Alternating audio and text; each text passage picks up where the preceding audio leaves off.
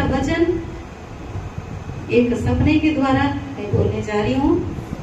मंगलवार या बुधवार को मुझे परमेश्वर के दास ने बोला था कि एतवार का वचन आपने करना है बोल के। तो वीरवार को शायद मैंने सपना देखा। वीरवार को वचन मुझे जब उन्होंने बोला था तभी मुझे वचन मिल गया था। परमेश्वर की आत्मा ने बता दिया था कि प्रचार क्या करना है। तो वीरवार को मैंने सपना देखा और सपने में वही वचन जो मैंने तैयार किया था, जो परमेश्वर की आत्मा ने बोला था कि इसी विषय में बोलना है, तो वही सपने में क्या देखा, यहाँ पर एक बोर्ड लगा हुआ है, जैसे बोर्ड होते हैं ना स्कूल में सिखाती है मास्टर मैडम में, तो वैसा यहाँ पर बोर्ड लगा हुआ है और मैं लिख कर बता रही हूँ कि आज का विषय है परमेश्वर का भय हमें मानना चाहिए। क्या? परमेश्वर का भय हमें मानना चाहिए, ये बोल के मैं लिख के सिखा रही हूँ। और वहाँ पर एक अजीब घटना घटी। विश्वासी जन, इसी कलीसिया की बात है जो सपना देखा मैंने, विश्वासी जन पूरा भरे हुए थे, यहाँ से लेकर वहां तक। जैसे आज बैठे हैं, अभी कितने जन झोने में लगे हैं विश्वासी, तो कम से कम 40-45 हम हो जाते बच्चे को छोड़कर, तो पूरा विश्वासी भरे पड़े। और मैं सिखा रही हूँ परमेश्वर का भय हमें मानना चाहिए। हम आजकल क्या कर रहे हैं, परमेश्वर का भय मानना छोड़ रहे हैं। ये लिख के मैं बोर्ड में सिखा रही हूँ। तो 40 बैठे हुए लोगों में से केवल 6 और 7 जन का ही वचन में ध्यान है। 6 और 7 जन का वचन में ध्यान है, बाकी बस वैसे बैठे, ना कोई जवाब दे रहे हैं, ना कोई उनको सुनाई दे रहा है या नहीं, वो तो रब जाने। और मुझे ये नहीं पता है कि जो 6-7 जन लोग गौर से वचन को सुन रहे थे, जवाब दे रहे थे, उनका चेहरा मुझे नहीं पता है, यही कलीसिया के बीच से। और जो नहीं सुन रहे थे उनका भी चेहरा मुझे परमेश्वर ने नहीं दिखा है। तो ये हमारे लिए एक चेतावनी है, ये सपना, कि जो परमेश्वर का वचन हर एतवार हम यहाँ पर सुनने आते हैं, और खास करके जो विषय परमेश्वर ने बताया कि परमेश्वर का भय मानना हम छोड़ रहे हैं, हम भूल रहे हैं, परमेश्वर का डर हमारे जीवन में नहीं है, लापरवाह का जीवन हम जी रहे हैं। तो उस बारे में जो प्रचार में कर रही थी, तो 6-7 जन सिर्फ उस वचन को गौर से सुन रहे थे। इसका मतलब ये है कि कलीसिया में हम कम से कम 40 जन बड़े हैं, तो उसमें से अगर 6 और 7 ही जन, मान लो 40 बच्चे स्टूडेंट पढ़ रहे हैं किसी क्लास में, 10th में, मान लो 10 में पढ़ रहे, 40 बच्चे में से अगर 6-7 ही पास हुए, बाकी फेल हो जाए, तो टीचर को कितना बुरा लगेगा, है कि नहीं? कि खुशी होगी? बुरा लगेगा कि नहीं? दुख लगेगा। तो उसी प्रकार से हमारा टीचर, हमारा सिखाने वाला कौन है? पवित्र आत्मा है। परमेश्वर का दास दासी, यहाँ पर कोई भी खड़े होकर परमेश्वर के जन बोलते हैं, वो तो केवल एक इंसान है, लेकिन उनके जरिए, उनके द्वारा सिखाने वाला पवित्र आत्मा है। तो अल्टीमेट जो हमारा गुरु है, जो हमारा शिक्षक है, वो पवित्र आत्मा है। और 40 जन हम हर हफ्ते आकर सीख रहे हैं, और 40 जन में से केवल 6 और 7 ही बच्चे पास हुए, तो ये बहुत बड़ी दुख की बात है। हम सब के लिए चेतावनी है, आपके और मेरे लिए ये बहुत बड़ी चेतावनी भी है, बहुत बड़ी दुख की भी बात है कि परमेश्वर का वचन हम अवहेलना कर रहे हैं, लापरवाह से जीवन हम जी रहे हैं, लापरवाह से चल रहे हैं, और परमेश्वर का भय को हम भूलते जा रहे हैं। जैसे जैसे शुरू में हम वचन सुनते थे, हमारा विश्वास, प्रार्थना और परमेश्वर पर भरोसा, परमेश्वर का भय हमारे जीवन में किस तरीके से उस टाइम होता था जब हम नए में विश्वासी बने थे। लेकिन जैसे जैसे पुराने होते जा रहे हैं, हमें ये बातों का पता लगते जा रहा है कि परमेश्वर तो माफ करता है, परमेश्वर हमारी गलतियों को नहीं देखता है, नजरअंदाज करता है, माफ करता है। ऐसे कर करके हम जीवन जी रहे हैं। इसीलिए परमेश्वर का वचन सपने के द्वारा भी और पवित्र आत्मा के द्वारा भी परमेश्वर का वचन आज चेतावनी के रूप में आए हैं। तो मेरा अनुरोध है, जो थके हुए हैं, झोना लाकर नींद आ जाती है, तो आप लोग उठकर मुंह धो सकते हैं और वचन को गौर से आज सुनिएगा। किसी को भी अगर नींद आ रही है तो उठ के आप मुंह को धो सकते हैं, ताकि आप फ्रेश रहे। और परमेश्वर का वचन आज चेतावनी को हल्के में ना ले, गंभीर विषय है ये, जो परमेश्वर ने सपने के द्वारा और उनके आत्मा के द्वारा मुझसे बातें किया है, और हम सब से भी बातें करने के लिए जा रहे हैं। आप लोग बोलिए मेरे साथ, यिर्मयाह की पुस्तक 5 अध्याय।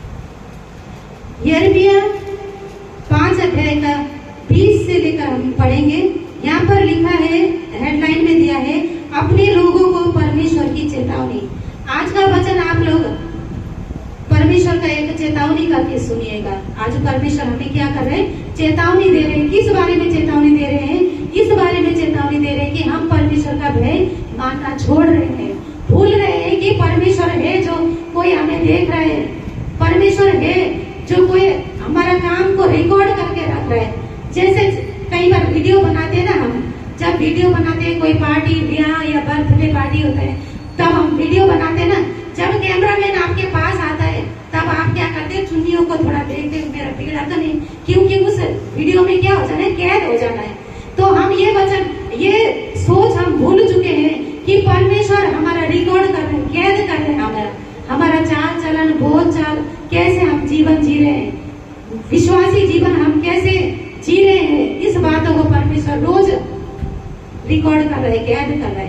केवल एक हफ्ता भी नहीं, सिर्फ ये नहीं कि हर हफ्ता एतवार को ही परमेश्वर रिकॉर्ड करता है, जैसे भाई राज यहाँ पर रिकॉर्ड कर रहे हैं। ये सिर्फ हफ्ता दर हफ्ता नहीं, लेकिन हर रोज परमेश्वर का कैमरा, उसके स्वर्गदूत हमारे ऊपर लगे हुए हैं, परमेश्वर का निगाह हमारे ऊपर लगे हुए हैं कि हम किस तरह अपना जीवन को जी रहे हैं, हमारा चाल चलन किस तरह है, और परमेश्वर को हम भूले बैठे हैं, उसका डर भय हमारे जीवन में नहीं है। इसीलिए ये वचन हम पढ़ने जा रहे हैं। यिर्मयाह 5:20 वचन में पढ़ रही हूँ। याकूब के घराने में यह प्रचार करो और यहूदा में यह सुनाओ, हे मूर्ख और निर्बुद्धि लोगों, तुम जो आंखें रहते हुए नहीं देखते, जो कान रहते हुए नहीं सुनते, यह सुनो। यहाँ पर बोला है कि यिर्मयाह भविष्यद्वक्ता को परमेश्वर का वचन आया और बोला कि यहूदा और याकूब के घराने को जाकर वचन सुनाओ। तो आज का वचन केवल यहूदा और याकूब नहीं, क्योंकि यहूदा और याकूब में हम भी आते हैं। अब्राहम के द्वारा, अब्राहम के विश्वास के द्वारा, और हम भी अब्राहम के प्रतिज्ञा के द्वारा और विश्वास के द्वारा हम अब्राहम के संतान बने हैं। तो अब्राहम के बीच से याकूब और इस्राएल भी आया है। इसीलिए यह वचन हमें बोल रहे डायरेक्टली पवित्र आत्मा के द्वारा कि हे मूर्ख और निर्बुद्धि लोगों, तुम जो आंखें रहते हुए नहीं देखते और जो कान रहते हुए नहीं सुनते, यह सुनो। निर्बुद्धि हमें कहा गया, परमेश्वर का वचन हमें बोल रहे कि तुम्हें इतना ज्ञान दिया गया है, हर हफ्ता वचन सुन रहे हैं, सीख रहे हैं, ज्ञान रहते हुए भी, कान रहते हुए भी तुम नहीं सुन रहे हो। महात्मा गांधी के 3 बंदर सुने आप लोगों ने, क्लास में पढ़े होंगे।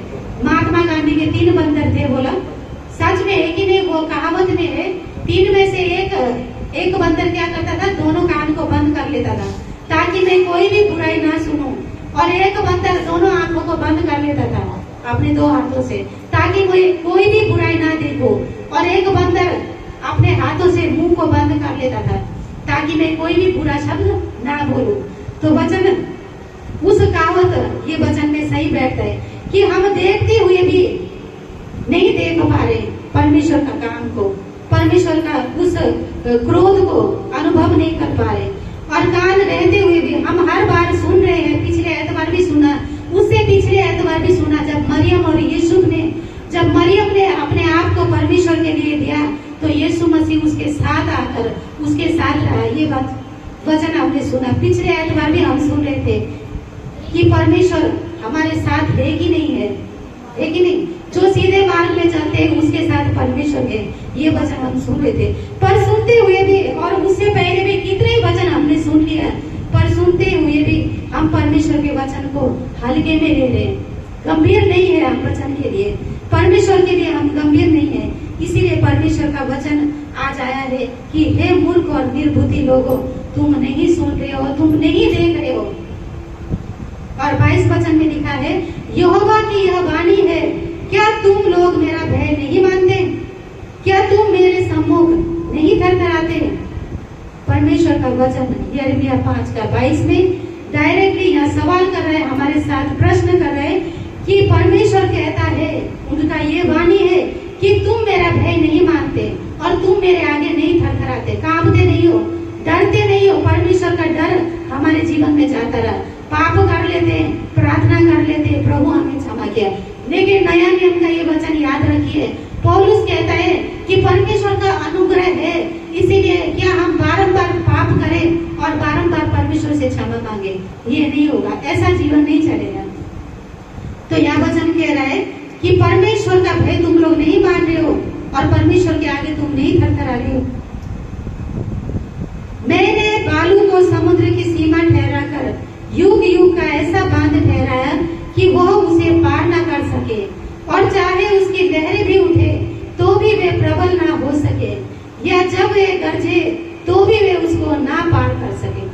22 वचन जोबन पंजाबी में पढ़ लो, किसके पास माइक है? ਕੀ ਤੁਸੀਂ ਮੈਥੋਂ ਨਹੀਂ ਡਰਦੇ, ਯਹੋਵਾ ਦਾ ਵਾਕ ਹੈ। ਕੀ ਤੁਸੀਂ ਮੇਰੇ ਅੱਗੇ ਨਾ ਕੰਬੋਗੇ, ਜਿਨੇ ਰੇਤ ਨੂੰ ਸਮੁੰਦਰ ਦੇ ਬੰਨੇ ਉੱਤੇ ਸਦਾ ਹੀ ਵਿਧੀ ਕਰਕੇ ਰੱਖਿਆ ਹੈ, ਭਈ ਉਹ ਉਸ ਤੋਂ ਲੰਘ ਨਹੀਂ ਸਕਦਾ। ਭਾਵੇਂ ਉਹਦੀਆਂ ਲਹਿਰਾਂ ਉਛਲਣ ਪਰ ਉਹਨੂੰ ਦਬਾ ਨਹੀਂ ਸਕਦੀਆਂ, ਭਾਵੇਂ ਉਹ ਗੱਜਣ ਪਰ ਉਹ ਤੋਂ लंघ नहीं सकदियां। ठीक है, यहाँ पर परमेश्वर पहले तो वैसे हमसे बातें कर रहे कि तुम्हारे कान रहते हुए भी तुम नहीं सुन रहे हो, आंखें देखते हुए भी तुम नहीं देख रहे हो। इसका अर्थ यह है कि कितनी गवाहियां हम सुनते हैं ना, कितने गवाहियां हम सुनते हैं लोगों के जरिए, परमेश्वर के बेटा बेटी के जरिए, और कितने अनुभव हमारे खुद अपने पर्सनल व्यक्तिगत जीवन में देखते हैं, अपने परिवारों में, अपने जीवन में देखते हैं। इसीलिए हम देखते हुए भी अंधे की तरह रह रहे हैं और सुनते हुए भी हम बहरे की तरह बने हुए हैं। और 22 वचन में अभी परमेश्वर सृष्टि का उदाहरण दे रहा है। कान और आंख रहते हुए भी तुमसे नहीं बना, तो सृष्टि का बात है। परमेश्वर उदाहरण दे रहा है कि समुद्र को जरा देखो, उसको किसने बनाया है, और समुद्र की सीमा को किसने वो सीमा बनाया है, वो जो रेत है। जब समुद्र का पानी हम देखते हैं ना, तो वो पानी से पहले ही बहुत दूर तक क्या होता है, रेत भरा होता है। परमेश्वर उसका वचन में यहाँ पर लिखा है कि वो रेत मैंने बनाया है, क्योंकि जब समुद्र के लहरें जब उछल के आए तो वो क्या करे, वो पानी बाहर ना निकले, वो रेत में ही क्या हो जाए, समा जाए। मतलब एक बांध की तरह, जैसे लेंटर हम ऊंचा करते हैं ना, कोई भी बारिश का पानी अंदर नहीं आता, उस तरीके से रेत को, बालू को परमेश्वर ने क्या किया, समुद्र के लिए एक सीमा बनाया है। और बोल रहे हैं कि वो जितना भी गरजे तो भी वो क्या नहीं कर सकती, उस सीमा को पार नहीं कर सकती। परमेश्वर अपनी सृष्टि से उदाहरण दे रहा है कि जितना भी वो गरजे, जितना भी वो उछाल मारे, तो भी वो सीमा को वो लांघ नहीं सकती, पार नहीं कर सकती। लेकिन हम मनुष्य जाति क्या कर रहे हैं, परमेश्वर के ठहराए हुए कायदे को, नियमों को पार करी जा रहे, उल्लंघन करी जा रहे। सृष्टि भी परमेश्वर की बातों को मान रहा है, परमेश्वर का भय को रख रहा है, और वो अपनी सीमा से बाहर नहीं जा रहा है। अगर समुद्र का छाल ऐसा उड़ता रहा और वो बालू को परमेश्वर अगर सीमा ना ठहराए, तो समुद्र का सारा पानी पृथ्वी में भर जाएगा और पृथ्वी रहने के लायक नहीं होगा। आप लोगों ने साइंस में पढ़ा होगा कि जो पृथ्वी है, जो हमारा ये धरती है, उसमें से जो 4 भाग है, 4 भाग में एक ही भाग जो है वो स्थल है, मतलब भूमि है, जिसमें मनुष्य, पशु, पंछी क्या कर सकते, निर्वाह कर सकते। लेकिन जो 3 भाग है इस धरती का, वो सारा पानी से भरा है। कोई समुद्र है, कोई बर्फ की क्या है, पहाड़े बनी हुई है, ग्लेशियर। तो यहाँ पर क्या कह रहा है, अगर मैं उस सीमा को न ठहराऊं तो वो छाल मार के, जो गरज के समुद्र के पानी, वो लहरें क्या करेगा, सारा धरती पर आ जाएगा और ये धरती रहने के लायक ना होगा, सारा इंसान डूब मरेंगे उसमें। तो परमेश्वर का सृष्टि भी क्या कर रहा है, परमेश्वर की बातों को मान रहे हैं, आज्ञा पालन कर रहे, अपनी सीमा को नहीं पार कर रहे। लेकिन आप और मैं विश्वासी जन परमेश्वर की शिक्षा को सुनते हुए, विश्वास में चलते हुए इतना समय हमें हो गया, परमेश्वर कह रहा है कि तुम मेरे सीमा को पार कर रहे हो, तुम मेरे कानूनों को, नियमों को क्या कर रहे हो, पार कर रहे हो। अभी मुझे नहीं पता किस तरीके से हम पार कर रहे हैं, ये तो आपको और मुझे क्या करना है, जांचना है। पहले मैंने वचन में पढ़ा कि परमेश्वर का आज का वचन क्या है, चेतावनी है हमारे लिए। तो आप और मैं अपने अपने जीवन में जांचिए कि किस तरीके से परमेश्वर का ठहराए हुए उस सीमा को, उस कायदे को, उस नियमों को हम तोड़ रहे हैं और अपने जीवन में आप पार करें। तो यहाँ पर परमेश्वर का वचन कह रहा है कि समुद्र को मैंने क्या किया है, ठहराया है सीमा। और कई बार हम सुनते हैं ना, दुनिया में इतिहास में सबसे बड़ा एक घटना घटा है, बहुत सारी घटना घटी है, अगर हम पढ़ेंगे ऐतिहासिक किताबों में, तो उसमें से एक घटना का मुझे, जब ये वचन पढ़ रही थी, ये घटना का मुझे जिक्र आ रहा था। 2004 में, आज से लगभग 20 साल हो गया, 2004 में सुनामी, आप लोगों ने किसी ने सुना हुआ, 2004 में सुनामी आया। सुनामी जो समुद्र है ना, समुद्र में बिच्छी क्या किया, जैसे बम फटते हैं ना, बम ब्लास्ट हो जाता है, बहुत बड़े बड़े बिल्डिंग, इमारतों को तबाह कर देती है। उसी तरीके से समुद्र के अंदर बम की तरह ज्वालामुखी फटने लगा। और वहां पर क्या हुआ, समुद्र का पानी जो सीमा परमेश्वर ने ठहराया था, जो बालू रेत को सीमा ठहराया था, वो पानी छाल मार के क्या किया, पूरे पानी मतलब आ गया, धरती पर आ गया, जहाँ पर इंसान बसेरा कर रहे थे, इंसान बस रहे थे। और उसने केवल एक देश को नहीं, बहुत सारे देश को नुकसान पहुंचाया। 2004 का सुनामी आप लोग इंटरनेट में पढ़ सकते हैं। कम से कम 2,30,000 व्यक्ति उस समय मरा, 2,30,000 उस समय में मरा, सुनामी में, पानी में डूब कर उस बाढ़ में। और कितने हजार बोला गायब है, आज तक उसका पता नहीं है। आज कितना साल हो गया, 2004 से लगभग 19-20 साल हो गया। तो इतना बड़ा क्या किया, समुद्र का तूफान उठकर इंसान को तबाह किया। और वो जो सीमा लांघा है वो परमेश्वर की मर्जी से हुआ है, वो किसी इंसान ने वहां पर बम नहीं पड़ा है, परमेश्वर की मर्जी से वहां पर क्या हुआ है, समुद्र का पानी आकर इंसान को तबाह किया। तो हम परमेश्वर के वचन हमें परमेश्वर अपनी सृष्टि के द्वारा बता रहा है, चेतावनी दे रहा है। वो भी उस समय के लोगों के लिए चेतावनी था।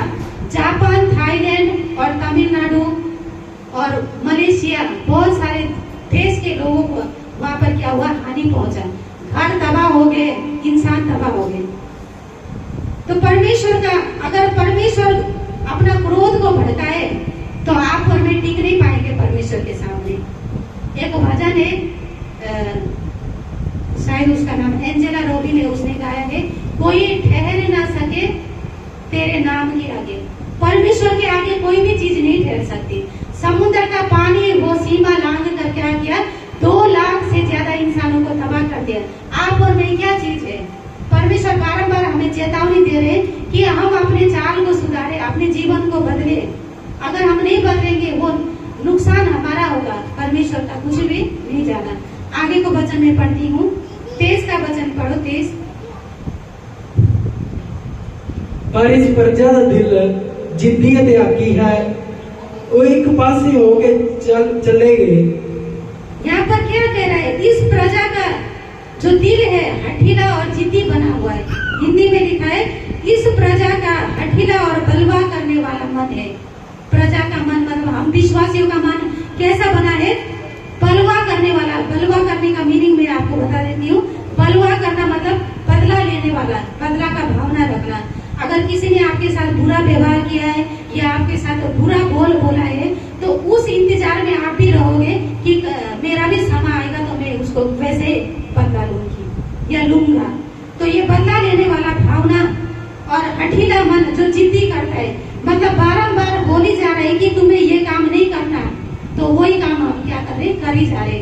तो परमेश्वर का वचन कह रहा है कि इस प्रजा के मन, मतलब इस हमारी कलीसिया के लोगों के मन क्या है, जिद्दी और हठीला बलवा लेने वाला मन हो रखा है। आगे को वचन पढ़े। वो अपने मन विच नहीं आखदे कि ਅਸੀਂ ਯਹੋਵਾ ਆਪਣੇ ਪਰਮੇਸ਼ਵਰ ਤੋਂ ਡਰੀਏ, ਜਿਹੜਾ ਸਾਨੂੰ ਰੁੱਤ ਸਿਰ ਮੀਂਹ ਦਿੰਦਾ ਹੈ, ਪਹਿਲਾ ਤੇ ਪਿਛਲਾ ਮੀਂਹ। ਉਹ ਫਸਲ ਦੇ ਮਿੱਥੇ ਹੋਏ ਹਫ਼ਤਾਂ ਨੂੰ ਸਾਡੇ ਲਈ ਸਾਂਭ ਕੇ ਰੱਖਦਾ ਹੈ। यहाँ क्या कह रहे हैं कि मन इतना जिद्दी और हठीला हो गए हैं, बार बार वचन आने पर भी हमें कोई फर्क नहीं हो रहा है कि वचन चलो करी जाए, आना है आयतवार सुनना है, कोई मर्जी बोली जाए, करना अपनी मर्जी है। वचन जो मर्जी बोले करना अपने मन की मर्जी है। हठीलापन बोलते हैं ना, जिद्दी, मतलब जितना भी रोकते कि ये काम नहीं करना है उसी को करना है, उसको बोलते हठीला, जिद्दी बने रहना है। और बलवा लेने वाला, बदला लेने की भावना, उसने मेरे साथ ये व्यवहार किया, मैं भी उसके साथ ऐसे ही करूंगी या मैं भी उसके साथ ऐसे करूंगा। ये मन, ये विचार आज हमारा बना हुआ है। इसीलिए परमेश्वर स्पष्ट इस कलीसिया के हमारे लिए ये खोल के रखा है, चिट्टा हमारे लिए ये खुला हुआ है कि हमारा मन, हमारा चाल चलन कैसा बना हुआ है। और यहाँ पर लिखा है, वे इतना भी नहीं सोचते कि हम उस परमेश्वर से डरिए जिन्होंने क्या किया है, कटनी के लिए सही समय का प्रबंध किया है। जब झोना लगाने का समय है तो बारिश देता है और कटनी के समय में सूखा समय रखता है। अगर मान लीजिए परमेश्वर ऐसा करता कि बारिश को रोकते ही ना, लगातार बारिश हो जाता और झोना लगने के बाद भी बारिश हो जाता, क्या वो फसल हम खा पाएंगे? नहीं खा पाएंगे ना, क्योंकि वो डूब जाएगा पानी में। तो ये बात कभी हम सोच नहीं रखते कि ये सब कुछ करने वाला परमेश्वर है। उसने नियत समय को ठहराया है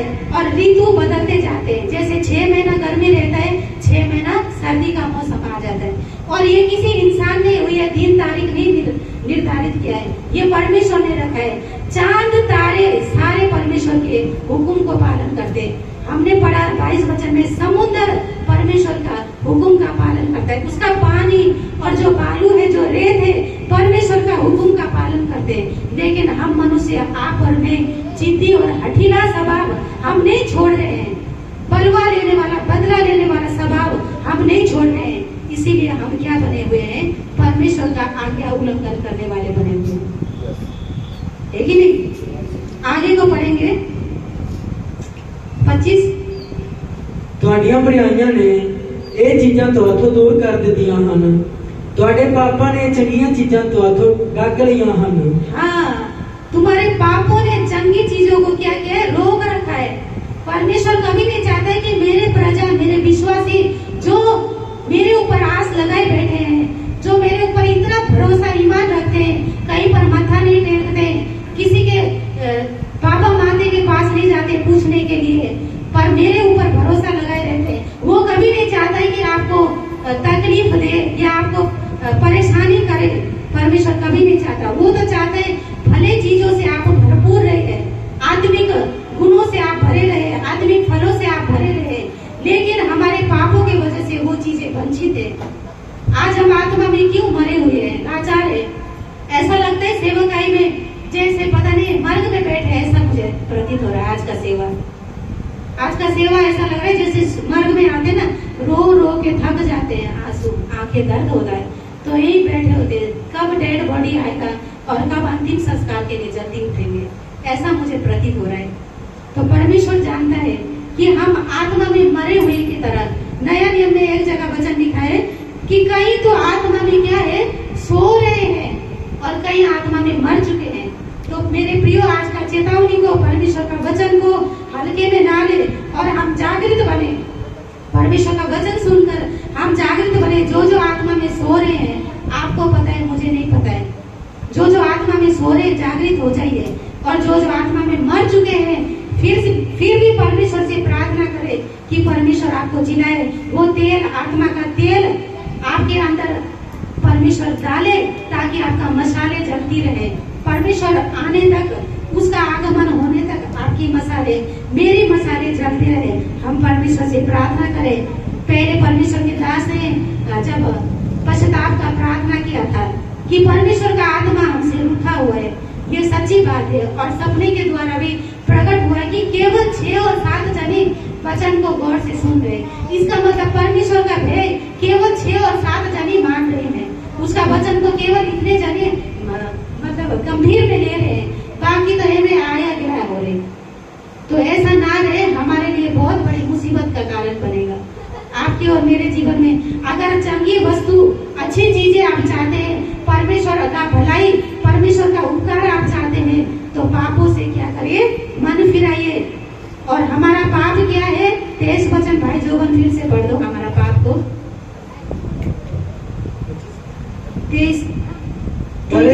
पर इस प्रजा का दिल जिद्दी त्यागी है, वो एक पासे होके चले गए। हाँ, इस प्रजा के दिल जिद्दी और हठी है।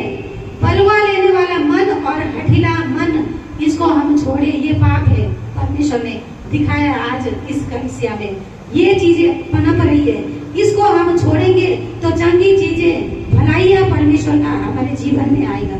यहाँ पर लिखा है 25 में, परंतु तुम्हारे अधर्म के कामों ही के कारण वे रुक गए, और तुम्हारे पापों ही के कारण तुम्हारी भलाई नहीं होती।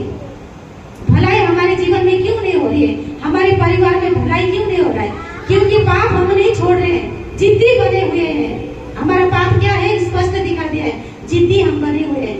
परमेश्वर बार बार वचन दे के चेतावनी दे रहा है कि तुम्हें ये काम नहीं करना, फिर वही काम कर रहे हैं। सुअर को जैसे बार बार नहा के अच्छे जगह में रखते हैं ना, लेकिन उसको क्या है? कीचड़ पसंद है। और हमारे उधर एक और कहावत जैसे बोलते हैं ना, चला हुआ है प्रसिद्ध, यहाँ पर है कि नहीं पता नहीं, कि कुत्ते का जो पूंछ है ना, ऐसा टेढ़ा होता है कि नहीं? कुत्ते का पूंछ, हर एक कुत्ता का पूंछ है टेढ़ा होता है ना ऐसा। तो बोलते हैं जो आग फूकने वाला फूकने होता है ना, उसमें डालकर अगर जितने मर्जी रखो ना, वहां से निकालो, फिर बोला टेढ़ा ही होगा। तो जितने मर्जी सुधार कर लो बोला, वो कुछ सीधा नहीं होगा। इसी तरह परमेश्वर की प्रजा, परमेश्वर की कलीसिया आज बने हुए हैं। तो मेरे प्रिय भाई बहनों, माता पिता, हम सब, केवल मैं बोल रही हूँ तो ये नहीं कि इसमें मैं शामिल नहीं हूँ, मैं भी, हम सब के लिए परमेश्वर का वचन आया है कि अपने जिद्दीपना को, हठीलापना को, बदला लेने वाला भावना को हम आज ही यहाँ पर छोड़ के जाए।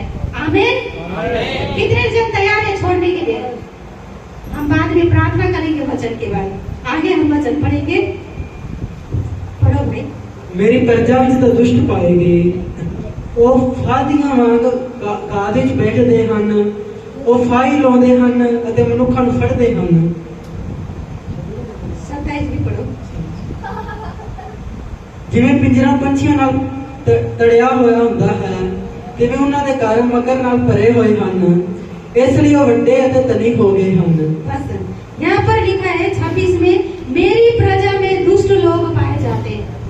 परमेश्वर का वचन, हम विश्वासी क्यों बने हैं? ताकि हम पाप से छुटकारा पाए, ताकि हमारा क्या है, अनंत जीवन हमें मिले, पाप से छुटकारा मिले। हम दुष्ट ना बने लेकिन धर्मी बने।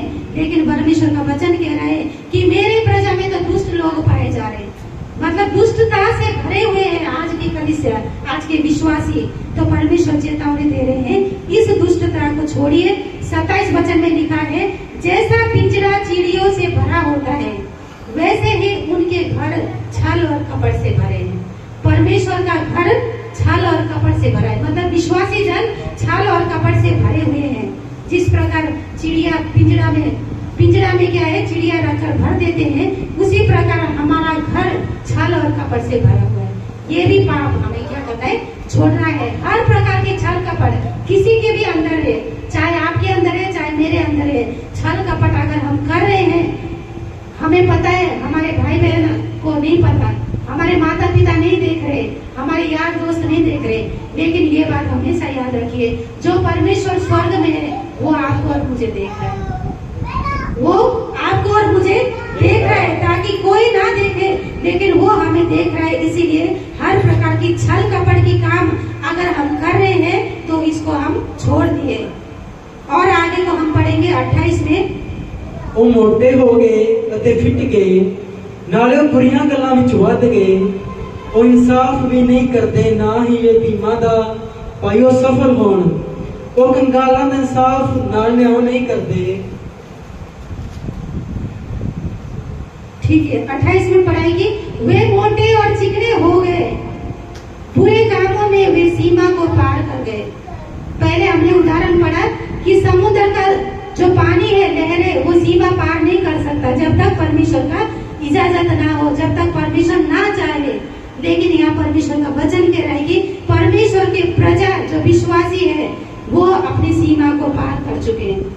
आप और मैंने परमेश्वर की आज्ञा का उल्लंघन किया है। जो वचन हफ्ता दर हफ्ता हमारे कानों में पहुंच रहे हैं, उसको हम पालना नहीं कर रहे हैं, और परमेश्वर का भय हमारे जीवन में नहीं है। यहाँ पर और आगे हम पढ़ते हैं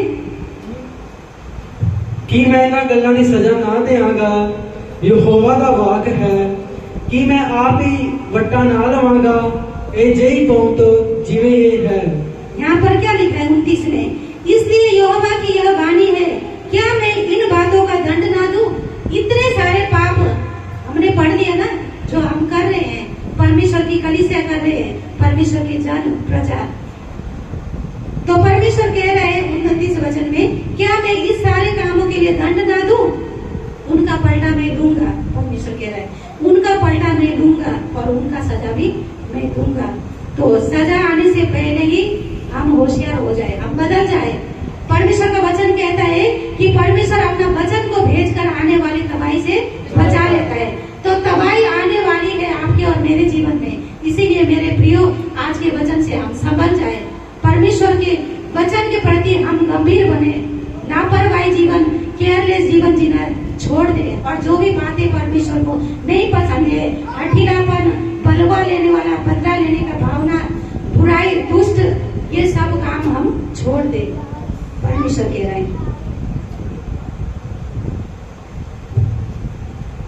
31 वचन पढ़ो। ਨਬੀ ਝੂਠੇ ਗਮ ਵਾਜਦੇ ਹਨ, ਜਾਜਕ ਉਹਨਾਂ ਦੇ ਕਾਰਨ ਹੁਕਮ ਚਲਾਉਂਦੇ ਹਨ ਅਤੇ ਮੇਰੀ ਪ੍ਰਜਾ ਇਉਂ ਹੀ ਪਸੰਦ ਕਰਦੀ ਹੈ। ਪਰ ਜਦ ਉਹ ਓੜਕ ਹੋਵੇਗਾ ਤਾਂ ਤੁਸੀਂ ਕੀ ਕਰੋਗੇ? हाँ, यहाँ क्या कह रहा है? भविष्य वक्ता झूठ मूठ भविष्यवाणी कर रहा है। आज देख रहे हैं ना, बहुत सारे जन नाम के आगे प्रॉफिट लगा हुआ है। प्रॉफिट मतलब हिंदी में भविष्य वक्ता है, मतलब भविष्य वक्ता बने हुए हैं। मैं नहीं कह रही कि वो सारे झूठे हैं, मैं नहीं कह रही हूँ, लेकिन जितने भी झूठे हैं वो उनको पता है और परमेश्वर को पता है। तो यहाँ पर कह रहे हैं कि जो भविष्य वक्ता है वो झूठ मूठ का एवं भविष्यवाणी कर देता है। फलाने के घर में ये हो रहा है, फलाने के घर में वो है, वो ऐसा है, वो वैसा है, झूठ मूठ भविष्यवाणी कर देता है। और उस भविष्यवाणी में कौन उछल रहा है? पास्टर लोग, उसका फायदा ले रहा है। भविष्य वक्ता झूठ मूठ का भविष्यवाणी कर रहा है और याजक जो बने हैं पास्टर लोग उसका फायदा ले रहे हैं। हाँ, तुम ऐसा करो, तुम इतना दान ले आओ, तुम इतने बार आओ तभी तुम्हें छुटकारा होगा, तुम इस जगह में जाओ तभी तुम्हें छुटकारा होगा। जैसे ओझा लोग करते हैं ना, बाबा माता लोग, ये खेल तमाशा बना हुआ है कलीसिया में। केवल इस कलीसिया में नहीं, पूरे मसीह कलीसिया में ये खेल तमाशा क्या है? बना हुआ है।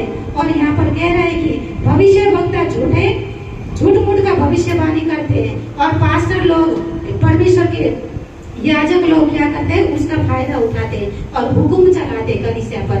मंडली को, विश्वासियों को गुलाम करते, गुलामी में रखते कि तू यहाँ से कहीं जाना नहीं, ये तो तेरा आशीषें चली जाएगी, तेरा अभिषेक चले जाएगा, तू कहीं भी नहीं जाना। तो इस प्रकार का हुकुम, इस प्रकार का गुलामी वो लोग कर रहे हैं।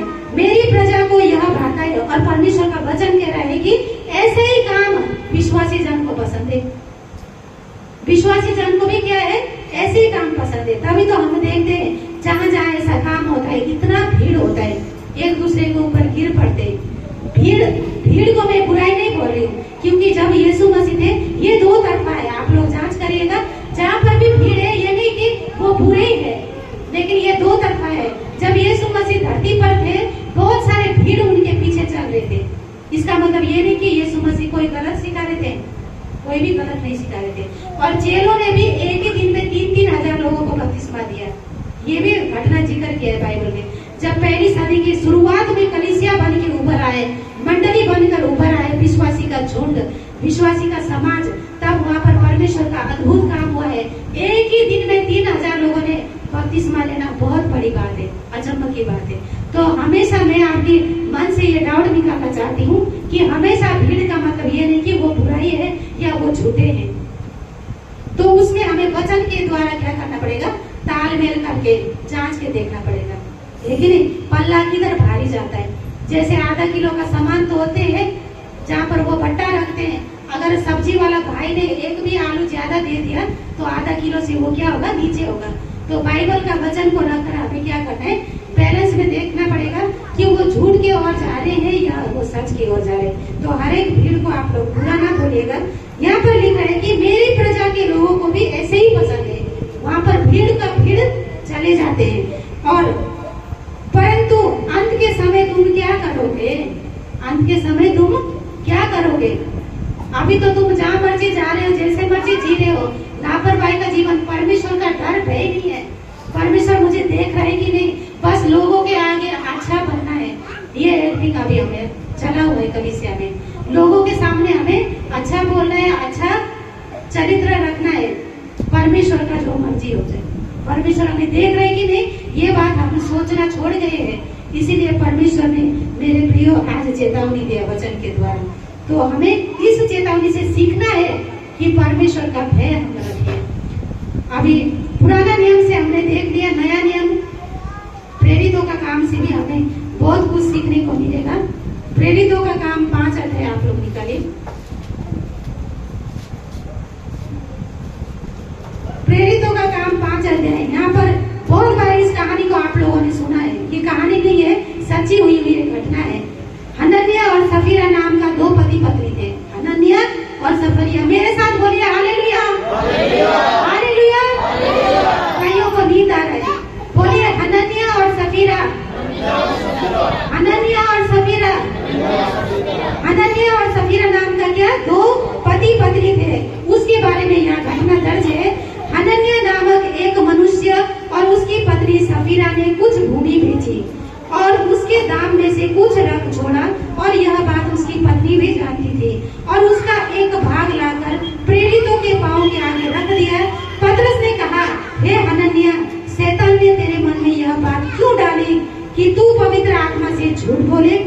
भूमि के दाम में से कुछ रख छोड़े। यहाँ पर बात हो रहा है, हनन्याह एक मर्द, एक व्यक्ति है और उसका पत्नी का नाम है सफीरा। दोनों ने क्या किया, ये पहली सदी की कलीसिया का घटना है।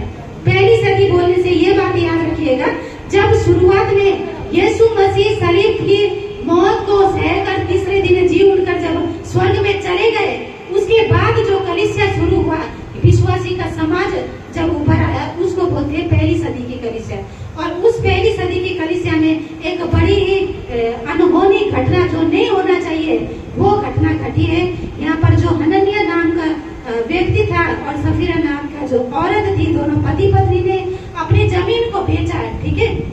उनके पास कुछ जमीन होना तो उन्होंने वो जमीन को बेचा और जमीन को बेचकर क्या किया, मान लीजिए उस समय में तो पैसे थोड़े होते थे ना, मान लीजिए 1000 में अगर जमीन बेचा, 1000 में उन लोगों ने जमीन बेचा तो उन लोगों ने 5000 छुपा लिया अपने लिए और 5000 ले जाकर प्रेरितों के कदमों में, प्रेरित मतलब जो परमेश्वर के दास थे, परमेश्वर के सेवकों के कदमों में रख दिया कि हमने ये जमीन बेची है और ये पैसा सेवा के लिए क्या करना है, ये दान है। तो पौलुस यहाँ पर पतरस यहाँ पर पूछता है, क्या तुमने जमीन इतने ही में बेची? उन लोगों ने बोला ना कि हमने जमीन बेची है तो ये पैसा क्या करना है, दान के लिए इस्तेमाल करना है। उनके पाँव में रख दिया। तो पतरस ने पूछा, उनको तो पवित्र आत्मा से पता लग गया, पवित्र आत्मा के द्वारा पतरस को पता लग गया, क्योंकि वो लोग भक्ति में इतना ही लीन थे, डायरेक्टली उसी समय उनको पता लग जाता था। तो उनको पता लग गया कि ये लोग झूठ बोल रहे, कोई छल कर रहे हैं, छुपा रहे हैं कुछ। तो पतरस पूछता है हनन्याह से, क्या तुमने जमीन इतने ही में बेचा है? तो हनन्याह कहते हैं, हाँ इतने ही में बेचा है। अभी मैं आपको थोड़ा सा बैक कहानी का बताने जा रही हूँ। उन लोगों ने ये जमीन बेचकर पैसा क्यों रखा बोलने से, अगर बाइबल को आप पढ़ोगे, प्रेरितों के काम शुरुआत से जब वहाँ पर कलीसिया उभर आई, विश्वासी जन, विश्वासी समाज आए, तब वहाँ पर उन्होंने एक रीत, एक कानून ऐसा बनाया कि जो भी धन दौलत है, पूरे जो विश्वासी परिवार है, चाहे वो किसी भी जात के है, वो सब एक परिवार की तरह रहते थे। उसमें किसी का भी मेरा तेरा नहीं था, इतना सामान मेरा है उतना तेरा, ये नहीं था।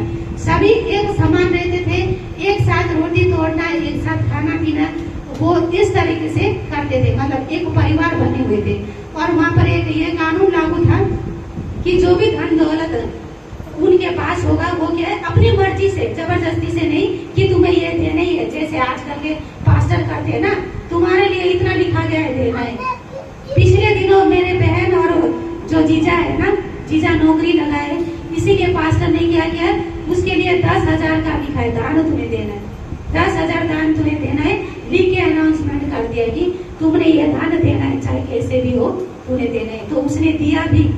तो ये मुझे नहीं लगता है कि परमेश्वर के वचन के अनुसार ये मतलब सही है, सटीक नहीं है। परमेश्वर के वचन के अनुसार तो कहता है कि तुम्हें जितना भी दान दो, चाहे तुम ये सारा घर ही लुटा दो, पर तुम्हें कोई दिखावटी नहीं करना है, गुप्त दान हो तुम्हारा। तो ऐसा नहीं हमें करना चाहिए। तो यहाँ पर क्या है, कलीसिया में वहाँ पर चलन था कि जो भी संपत्ति आप ले आओगे वो मेरा और तेरा नहीं बना रहेगा, वो सारा साझा होगा। किसी को भी कोई जरूरत है, किसी ने कपड़ा ले आना है, किसी ने अनाज खरीदना है, उसमें से आप ले सकते। उस तरीका का कलीसिया, उस तरीका का माहौल बना हुआ था। तो इन दोनों ने क्या ट्रिक किया, इन दोनों ने क्या किया, छल का जीवन, कपट का जीवन इन्होंने जिया है, छल और कपट इन्होंने दिखाए यहाँ पर कि दूसरों के सामने धर्मी बनने के लिए उन्होंने बोला जमीन बेच के हम क्या कर रहे, सेवा के लिए दान दे रहे, धर्मी बने ना, सारे विश्वासी के सामने जवाब देते रहिए, नींद नहीं आएगा। धर्मी बने कि नहीं? हाँ, लोगों के सामने धर्मी बने कि हमने लो जी, हमारा जमीन था, बेच के सारा हम दान दे रहे, सेवा के लिए आप इस्तेमाल करिए। तो जब पतरस को पता लगा पवित्र आत्मा के द्वारा कि जमीन तो बेची है 1000 में और ले आ रहे 500 रुपए, 500 इन्होंने क्या किया, छुपा के रखा है। तो जब पतरस पूछता है आगे को घटना, भाई पढ़ो आप 3 से, पंजाबी में पढ़ो। तद पतरस ने आख्या, हनन्याह शैतान तेरे मन विच क्यों समाया, जो तू पवित्र आत्मा नाल झूठ बोले। पवित्र आत्मा से तुम्हें झूठ बोलने के लिए तुम्हें इतना हिम्मत, इतना साहस कैसे आया? परमेश्वर का डर नहीं है तुझे? अते उस खेत दे मुल विच कुछ रख छड्डे। हाँ जी। जद तिकर हो रहा कि तेरा अपना ना रहा। हाँ, बोल रहा है कि तुम्हें इतना हिम्मत कहाँ से आया कि तूने परमेश्वर का भय नहीं रखा और तूने झूठ बोला प्रेरितों के आगे, परमेश्वर के दासों के आगे, और पवित्र आत्मा के द्वारा उसको पता लग गया कि तूने झूठ पूछा भी उसने, है कि नहीं? पूछने पर वो बोल देता नहीं, जमीन हमने इतना नहीं बेचा है, कुछ हमने अपने लिए रखा तो कुछ इतना लिया था, तो बात खत्म हो जानी थी ना, वो फायदे में रहना था। लेकिन आगे को हम देखेंगे वो कितने बड़ी मुसीबत का सामना किया। आगे बढ़ो। अर्जा विक गया था तेरे बस विच ना सी, तै क्यों ये गल अपने मन विच सोची, तू मनुखा नाल नहीं सगों परमेश्वर नाल झूठ बोला। तुमने मनुष्य से नहीं परमेश्वर से झूठ बोला है, क्योंकि परमेश्वर तो तुम्हें देख रहा है कि जमीन कितना में बेचा है और कितना पैसा तू लिया रहा है, और तूने क्या बोला है, प्रेरितों को क्या बोला है, इतने ही में बेचा है। तो ये बात ये ना करते तो फायदे में रहते, तो आगे हम देखेंगे कि उन्होंने अपना जान गंवाया, इतना बड़ा नुकसान उनका हुआ। जीवन से बढ़कर बोलते हैं ना, कुछ भी नहीं है। अगर किसी को बीमारी लग जाती है, भयानक से भयानक बीमारी, बोलते हैं पैसा तो क्या है, आते रहेगा, लाख लग जाए, 2 लाख लग जाए, एक बार जान बच जाए, है कि नहीं? तो जान से बढ़कर कुछ नहीं है। लेकिन इन पति पत्नी ने क्या किया, अपनी जान ही गंवा लिया। आगे पढ़ो। हनन्याह ਇਹ ਗੱਲਾਂ ਸੁਣਦਿਆਂ ਸਾਰ ਡਿੱਗ ਪਿਆ ਅਤੇ ਉਹਨੇ ਪ੍ਰਾਣ ਛੱਡ ਦਿੱਤੇ, ਅਤੇ ਜਿੰਨਾ ਸੁਣਿਆ ਉਹਨਾਂ ਸਭਨਾਂ ਨੂੰ ਵੱਡਾ ਡਰ ਲੱਗਾ। हाँ, यहाँ पर लिखा है कि ये बातें सुनते ही हनन्याह गिर पड़ा और प्राण छोड़ दिया। मुझे लगता है जो मैंने यहाँ पर सर्च किया, जो पढ़ा कमेंट्री, जैसे बाइबल कमेंट्री होता है ना, अलग से जो खोज करता है, खोज करके लिखते हैं, तो वहाँ पर जब मैं पढ़ रही थी कमेंट्री में कि हनन्याह को ऐसा क्या हुआ होगा जो वो गिर के क्या हो गया, मर गया। जैसे बोलते हैं ना, सदमा लगना, सदमा लग जाता है।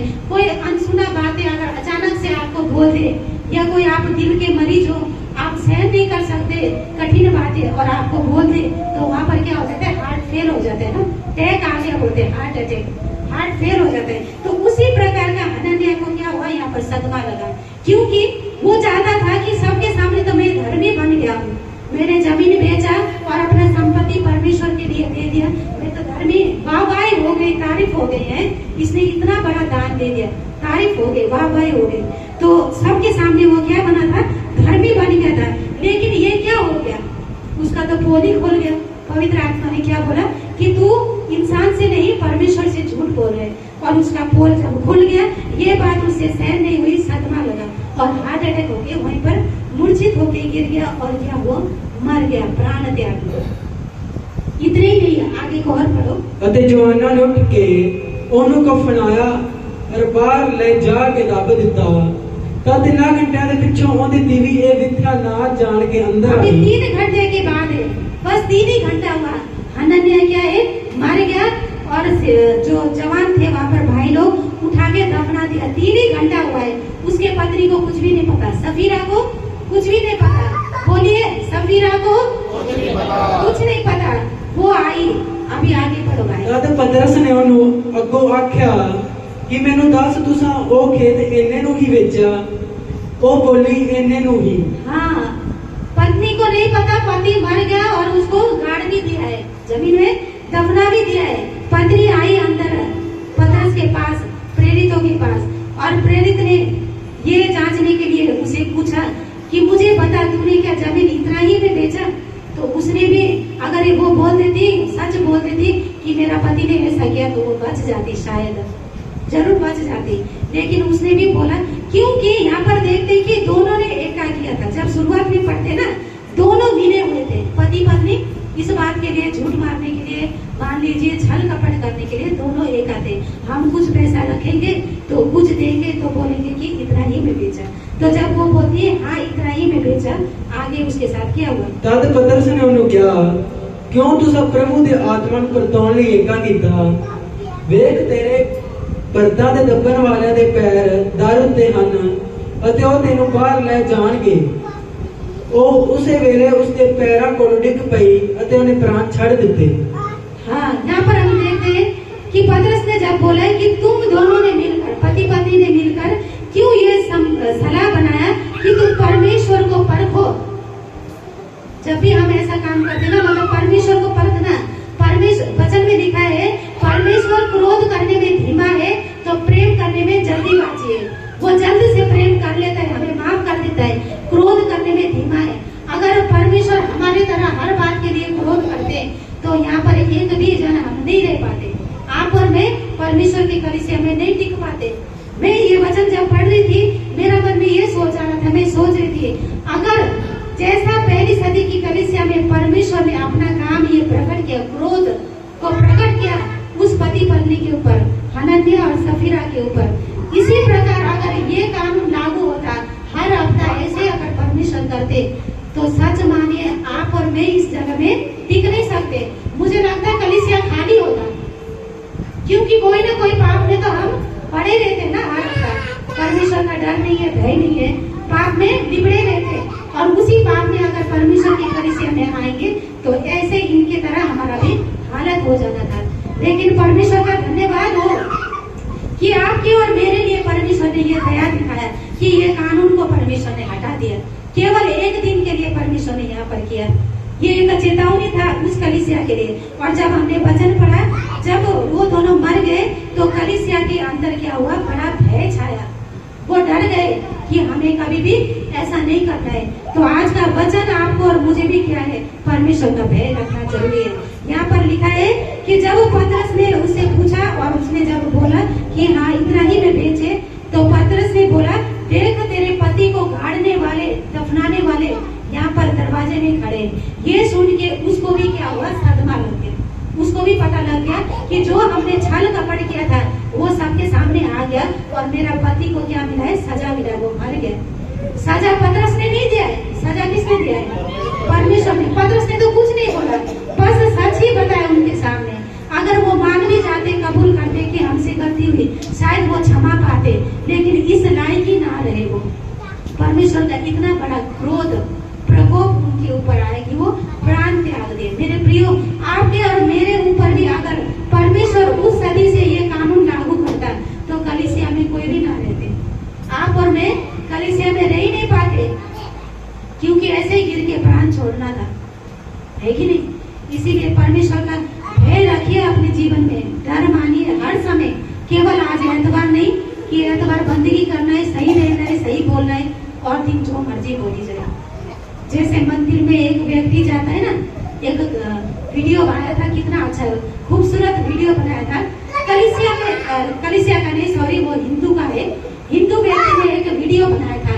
एक आदमी होता है, वो सिगरेट पीते हुए आता है? जब मंदिर आ जाता है तो सिगरेट को फेंक देता है। उसको पता है ये क्या है, धूम्रपान है, नशा है, नशा नहीं करना है। जब मंदिर में पहुंचता है तो सिगरेट को फेंक देता है, चप्पल बाहर खोलता है, बाल बुल कपड़े सारा सेट करके वो मंदिर में जाते हैं, माथा टेकते हैं, प्रणाम करते हैं। फिर मंदिर से बाहर आते हैं, चप्पल पा लिया, पॉकेट से सिगरेट निकाल के फूकते हुए फिर क्या किया, घर में गए। वही हालत आज बना हुआ है कलीसिया का। एतवार के सेवा में आते हैं या कोई और बंदगी में जाते हैं, तब सही सलामत रहते हैं हम, चाल चलन बोल चाल सब कुछ सही रहता है। जब संगति खत्म हो गया उसी समय हमारा चाल चलन बदल जाता है। तो ऐसा नहीं होना चाहिए, ये परमेश्वर का चेतावनी है। अगर हम ऐसा करेंगे तो आज का चेतावनी आपके और मेरे लिए है, हनन्याह और सफीरा। कौन है?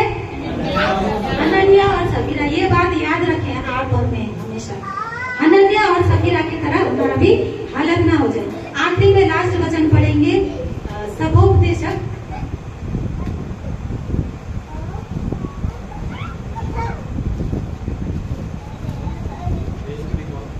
उपदेशक की पोथी, सभोपदेशक 3 का 14 वचन।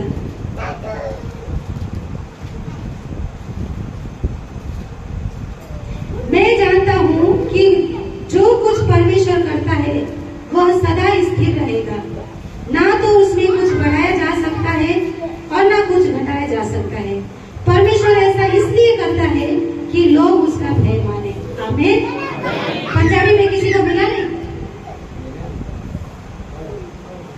मैं जानता हाँ हाँ जी, भाई जो कुछ परमेश्वर करता है वो सदा ਲਈ है, जो कुछ परमेश्वर करता है वो सदा स्थिर रहेगा, ना उस ਵਿੱਚ ਕੁਝ ਵਧਾ ਸਕਦਾ, ना उसमें कुछ बढ़ा सकते हैं ਤੇ ਨਾ ਹੀ ਉਹਦੇ ਵਿੱਚ ਕੋਈ ਘਟਾ ਸਕਦਾ ਹੈ। और ना उसमें कुछ घटा सकते हैं। ਅਤੇ ਪਰਮੇਸ਼ਵਰ ਇਹ ਕਰਦਾ ਹੈ हाँ जी, ਜੋ ਲੋਕ ਉਹਦੇ ਅੱਗੇ ਡਰਦੇ ਰਹਿਣ। हाँ, परमेश्वर ऐसा इसलिए करता है कि परमेश्वर क्या है, हम सब माने परमेश्वर के प्रजा। परमेश्वर चाहता है कि हम हर समय परमेश्वर का डर भय रखें। अगर डर भय नहीं रखेंगे हम पूरे होते जाएंगे। क्योंकि जब माता पिता बच्चे को नहीं डांटते ना तो वो मनमानी करते जाएंगे। और जैसे एक छड़ी लेकर सोटी लेकर माता पिता बच्चे को डांटते हैं तो वो थोड़ा सहम जाता है, बुराई करने से बदमाशी करने से हट जाता है। उसी प्रकार से परमेश्वर भी क्या चाहता है कि परमेश्वर के बच्चे, परमेश्वर के जन उसके भय माने। हम सबको आज वचन में से सीखना है कि परमेश्वर का भय माने। अपने जिद्दीपना, बार बार गलतियां करना, बार बार पाप करना, बार बार उसी बातों को दोहराना, ये जिद्दीपना, ये हठीला स्वभाव हम छोड़े। और बदला लेने वाला कि उसने मेरे साथ ऐसा किया, मैं भी उसके साथ ऐसे करूंगी। हमने वचन में पढ़ा यिर्मयाह में, ये भी स्वभाव हम छोड़े। परमेश्वर चाहता है इस वचन से हम सबको आशीष मिले। आइए सब जन मिलकर अपने आंखों को बंद करें और अपने अपने दिलों में सोचे जो बातें आज परमेश्वर के वचन के द्वारा यहाँ पर प्रचार किया गया, परमेश्वर का संदेश हमारे लिए आया है। आप सब जन अपने अपने मनों में, मैं भी अपने मनों में जांचूंगी, सोचूंगी कि कौन कौन सा बातें जो परमेश्वर नहीं चाहता है कि हम करें और उसको हम बार बार कर रहे हैं। सब जन अपने आंखों को बंद करें और अपने मन में सोचे कि कौन कौन सा बुराई, कौन कौन सा पाप आपने बारंबार दोहराया है जो परमेश्वर चाहता है कि आप ना करें। और परमेश्वर आपसे नाराज है, परमेश्वर आपसे क्रोधित है। इससे पहले कि परमेश्वर का क्रोध जिस प्रकार सफीरा और हन्ना के ऊपर भड़का, उससे पहले हम संभल जाए, अपने जीवन को